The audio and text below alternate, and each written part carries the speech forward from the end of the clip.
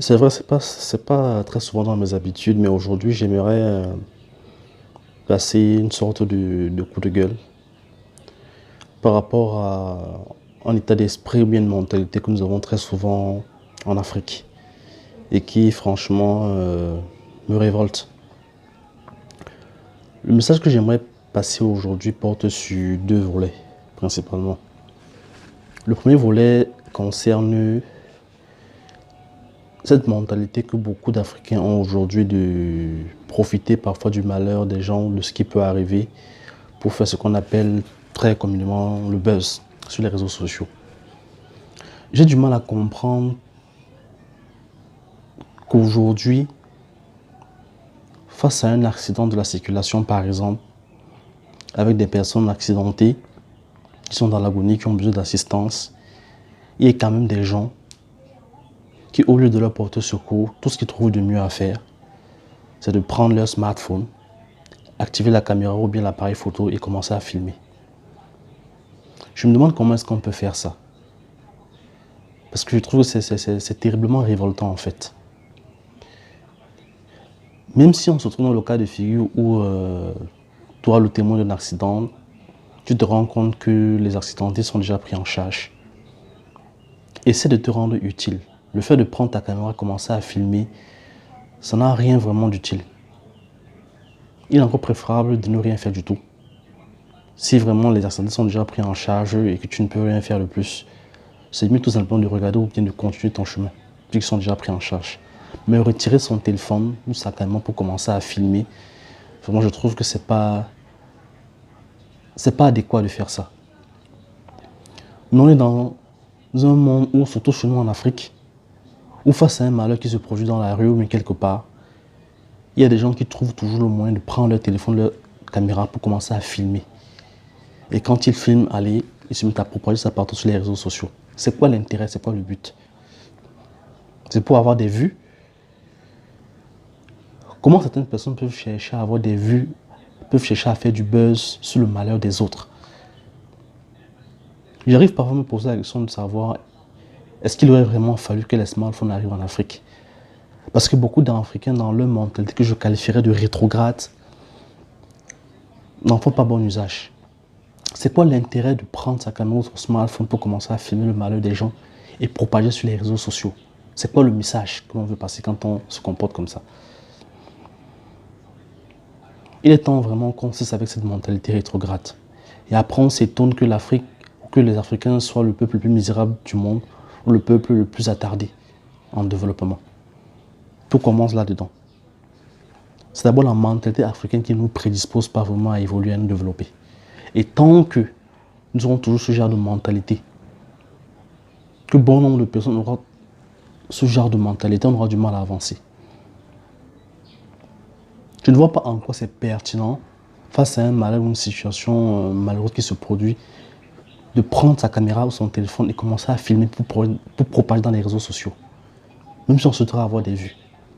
Même si on souhaiterait faire le buzz, comme on dit souvent.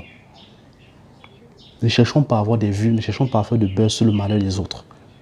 C'est vraiment très regrettable et lamentable de faire ça. Il est vraiment temps, et vraiment je pèse mes mots, il est vraiment temps que tous ces Africains qui se comportent de la sorte, face à un malheur, vous n'avez pas à filmer le malheur des gens pour propager dans les réseaux sociaux.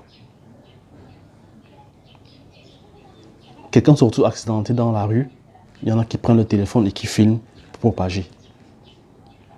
Une bagarre se produit dans la rue, ou on est en train peut-être de molester quelqu'un, il y en a qui prennent le téléphone, qui filment pour partager. Et très souvent, quand ces personnes prennent leur téléphone, leur caméra pour filmer, ce n'est pas pour venir en l'aide de la victime, en aide à la victime. Non, loin de là. C'est juste pour faire le buzz, avoir des vues, avoir des likes. Mais franchement, il faudrait qu'on arrête avec ça. Quelqu'un décède même, il y en a qui prennent leur téléphone. C'est-à-dire, regardez à quel point vraiment le manque de respect arrive. Quelqu'un décède, il y en a quand même qui prennent leur caméra ou leur smartphone, qui filment la dépouille. Pas pour alerter les proches de la dépouille que apparemment il y a votre proche ici qui a eu un accident ou bien qui est mon emploi qui est décédé, mais juste pour faire le buzz. On filme la dépouille de quelqu'un et on balance sur les réseaux sociaux. Est-ce qu'on fait ça en fait? Ça ne fait pas sens à mon avis. ce genre d'attitude. Les Africains sont passés maîtres dans l'art de filmer tout et n'importe quoi et de partager tout et n'importe quoi sur les réseaux sociaux. C'est pas avec ça qu'on va grandir, c'est pas avec ça qu'on va se développer. Il faudrait vraiment que le respect de la dignité humaine vraiment reprenne le dessus chez les Africains. Parce que j'ai comme l'impression que plus le temps passe, plus une bonne partie du peuple africain perd cette notion. Rentrons dans de bonnes valeurs. Et n'utilisons pas cet outil technologique qu'est le smartphone à des fins vraiment pitoyables. Sachons en faire bon usage. En revanche, je ne suis pas en train de dire ici que le problème, ce sont les smartphones ou bien que le problème, ce sont les réseaux sociaux. Non. Le véritable problème, en fait, c'est la mentalité de beaucoup d'Africains qui font mauvais usage des smartphones et des réseaux sociaux en partageant tout et n'importe quoi, en publiant tout et n'importe quoi. Il faudrait que ça cesse. Le deuxième volet de mon message concerne cette superstition qui caractérise beaucoup les Africains. Il n'y a qu'en Afrique que très souvent, on estime qu'on ne peut pas réussir de façon propre, de façon correcte. Chez nous les Africains, bon nombre de personnes africaines ont tendance à penser que pour véritablement réussir dans la vie, il faut forcément tremper dans ce qu'il ne faut pas. Il faut forcément s'adonner à la sorcellerie. Il faut forcément s'adonner à des pratiques peu recommandables. Mais franchement, pour tous mes frères et sœurs africains qui raisonnent comme ça, vous avez oublié que le bon Dieu existe. Vous avez oublié que le travail existe. Si pour vous qui pensez comme ça, vous trouvez que pour pouvoir réussir dans ce monde, il faut forcément tremper là où il ne faut pas. Que faites-vous de la valeur du travail?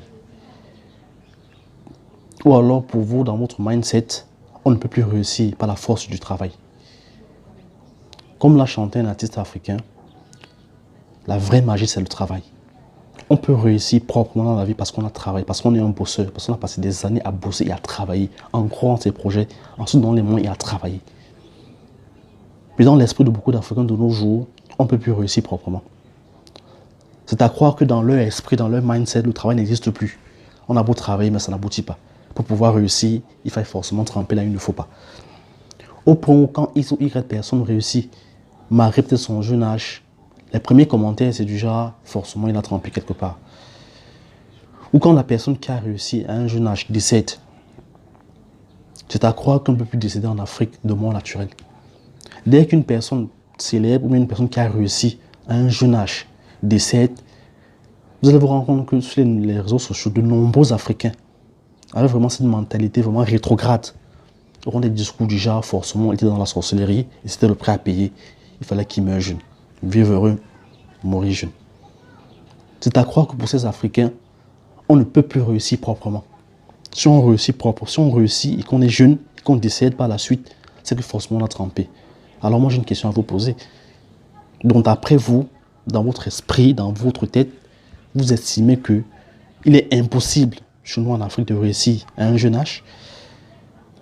Pourquoi voir toujours la sorcellerie partout? Il est tout à fait possible qu'un jeune qui a bossé réussisse jeune et qui décède aussi jeune. Il y a des jeunes qui décèdent mais qui ne sont pas célèbres. Quand ces jeunes-là décèdent, je ne vois pas ces personnes venir dire que bon voilà, il avait trempé dans la sorcellerie, c'était le prêt à payer. Mais quand il s'agit d'un jeune qui est célèbre et qui décède, forcément il y a tout ce genre de commentaires vraiment à 2 balles. Je ne suis pas en train de dire ici que la sorcellerie n'existe pas.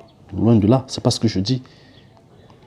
Mais seulement ayons un esprit scientifique et laissons un peu de côté la superstition. Parce que la superstition ne repose sur aucun fondement scientifique.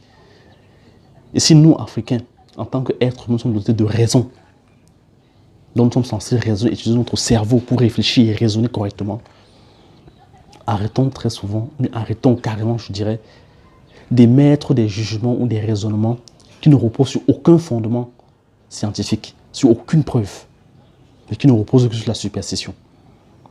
Si on a un cerveau, c'est pour s'en servir. Un jeune ne peut pas décéder, fut-il célèbre, et les premières déclarations qui s'ensuivent, c'est du genre il était dans la sorcellerie. Le fait qu'il ait réussi, le fait qu'il avait beaucoup d'argent, c'est parce qu'il était dans la sorcellerie et c'était ça le prix à payer. C'est pour ça qu'il est décédé. Il fallait qu'il réussisse tôt et qu'il meure également tôt. C'est ça le prix à payer. Sur quoi vous vous basez pour dire ça? Est-ce que vous pouvez prouver ce genre d'affirmation?